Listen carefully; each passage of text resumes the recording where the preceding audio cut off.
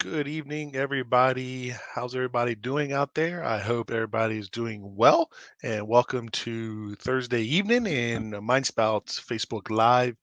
And this is Scott Rabel with MindSpout, and we are a managed IT service company, cybersecurity consulting firm, coming to you on a what's now a rainy evening outside. Although it's been some fairly decent days. So I hope everybody is still doing well and still doing safe. And just want to take a moment to give a couple of shout outs. And first shout out for today is to Stephanie Bonte LeBear. And a lot of what you are seeing right now is the result of Stephanie pushing me to take action and bring out the action piece of me. And for those of you that don't know what I'm talking about, I highly recommend you touch base with Stephanie, who is now the new director of training for Codebreaker Technologies, which is bank code. It is a buying personality system. It's absolutely really cool. I absolutely believe in it myself.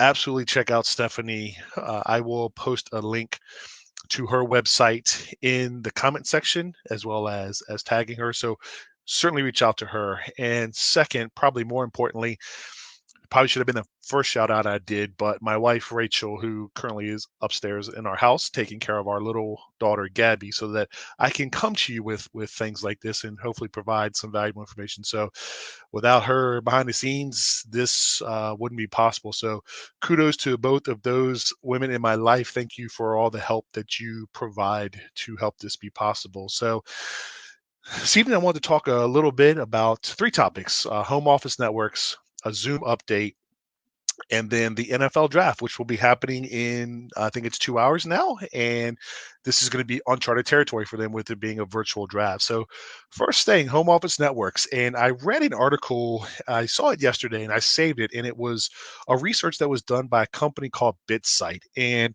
they compared malware infections on home office networks to corporate networks. And not surprisingly, but also kind of scary, is that they found malware was found on 45% more of the home office network, or found on 45. I take it back. They found that 43% or 45% of companies had malware on their corporate associated home networks versus 13.3% of the companies on their corporate networks. And so what does that tell us? Well, exactly what I kind of knew myself, but is generally the consensus among security experts, is that a home network typically isn't as secure for a variety of reasons. And there's certainly ways that you can better secure a home office network, kind of like what I'm doing right here. And I'll actually spend some time, maybe do a webinar or Facebook Live on that later on. I don't want to go too far down that rabbit hole, but it's just inherently the average person is they get Verizon, they get Comcast, they get whatever internet, they set up the router, they they keep the defaults for logins and usernames and passwords, and they're often running, or they use the convenient push button Wi-Fi protected setup, which is highly insecure, to connect printers and the Internet of Things. And it's a convenience, but there's a massive trade-off in terms of security. And I think it's one of those things that business owners who have a remote workforce, especially during this time and coming out of the COVID-19 pandemic, need to make sure that they're addressing. If they're going to have a remote workforce, there should be a standard, or some standards for the networks that are being used to access business applications, business information. It's vitally important because, next thing you know, someone is using their personal computer on their home network. It's not secure. Their personal computer gets hacked, or their home network gets hacked, that leaks information to get into the business network. And next thing you know, boom, your business network or your business has been breached. And it's just something, it's another piece of the puzzle. And I know it's difficult as you start expanding out and you have remote workers, but it's vitally important that you address this. Don't just take it for granted that it's not going to happen, because it could. So, something to think about. Zoom update. I know a lot of talk has been about Zoom, and yes, Zoom got hammered when the global pandemic got kicked off here and got really going with in the US, and they weren't prepared. Like a lot of other people, they weren't prepared. They could handle the influx of people using Zoom, but some of their protocols and security measures were not just not where they needed to be. Credit to the CEO who said, Eric, and I'm going to pronounce the name wrong. It's Eric Young said that they were going to spend the next 90 days focusing purely on security and privacy. And I've seen a few updates popping through on Zoom, and I just read this article.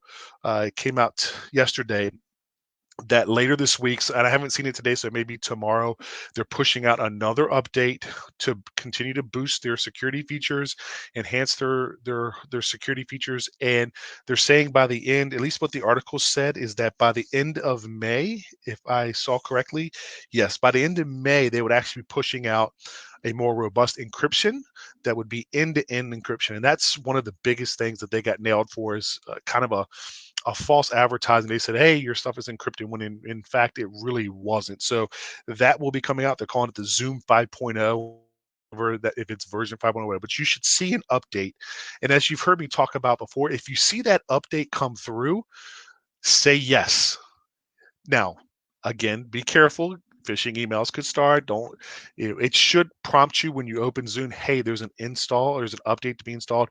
Click yes. Make sure you update so that if there's holes that are being plugged in that update, it's being taken care of and it adds the security features. And I'm not sure if they're going to change. I know they made some changes into the kind of the taskbar at the bottom where you can manage participants. I'm not sure if there's going to be any changes. It didn't specifically say. I'm actually looking at the article right now. But there, like I said, if you see that update come through, please make sure that's a good update to make sure it's done right away. For those of us who are sports deprived, was it day 40 something, whatever, without sports, the NFL draft is tonight. And this is uncharted territory for the NFL. They're doing a virtual draft. Teams have been forbidden to meet anywhere. They have to do it from their homes. And Roger Goodell is supposed to be announcing the picks from his house. So one of the things immediately that came up was the technological challenges that this could present. And there was an article, and it's right here. Uh, the Detroit Lions GM was going to have his IT guy in his driveway, and I just kind of chuckled because that's just where we're at right now. And they don't want to be the team or the organization who the ball drops and they are all messed up. And they it was just saying that they're going to, it says right here, we're going to have an IT specialist here with me. He's going to rent a mini Winnebago to sit in my driveway. I'm not sure if my neighborhood association is going to like that, but that's life. So just like any of us, this NFL team, a multi-million dollar, billion-dollar franchise who's going to have an IT person in his driveway to ensure that they can do what they need to do. And of course, could the NFL be hacked? And by the way, links to these articles I'm going to have in the comment section, so you can certainly read up on the information yourself. But uh, one of the things that come up, could the NFL draft be hacked? I mean, you're talking about hundreds of people, executives, team executives, presidents, GMs, coaches, probably scouts, the NFL staff, who are all going to be communicating and coordinating through an online environment. So one of the things, it's obviously being a huge high profile target, it certainly could be possible. Now the NFL they did a mock draft just recently, and it was on Monday. It was just to make sure everybody could use the technology, they were comfortable with it, and there was no hiccups. There was a couple little small hiccups, but everything is apparently was resolved. Of course, they're not disclosing their cybersecurity measures, but just like elections and everything else, it's virtual. It's using technology. It's the internet, so it's a possibility that could be hacked. And the NFL is taking the measures that they see fit to protect themselves. And ultimately, they have said that when it comes to draft, if teams experience problems, they're going to halt the clock and this, that, and the other. But in the era we're in, it's like great, we can have this virtual draft in spite of what's going on, but what could potentially happen? Because you're talking about hundreds and hundreds and hundreds, maybe even thousands of potential endpoints that have vulnerabilities somewhere. So it'll be interesting to see how the draft goes off tonight. The good, the bad, the ugly, whatever. I personally hope it goes off without a hitch, but you never know. This is, like I said, uncharted territory, and it'll be interesting to see. So with that being said, I hope everybody, again, been reminding everybody, is be smart. I know it's 5 weeks in, going on 6 weeks, and we're going stir crazy in the house, and the weather is rainy, so you can't even go out for a walk. But be smart, keep yourself safe and healthy. This is going to pass. We're going to come out on the other end, and it's going to be okay. But in the meantime, stay safe, stay healthy. I look forward to seeing everybody on Sunday for my recap of the week.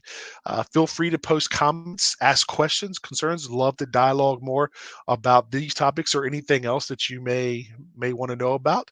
But I appreciate everybody for taking the time to watch. Stay safe. Look forward to seeing you later on. Take care.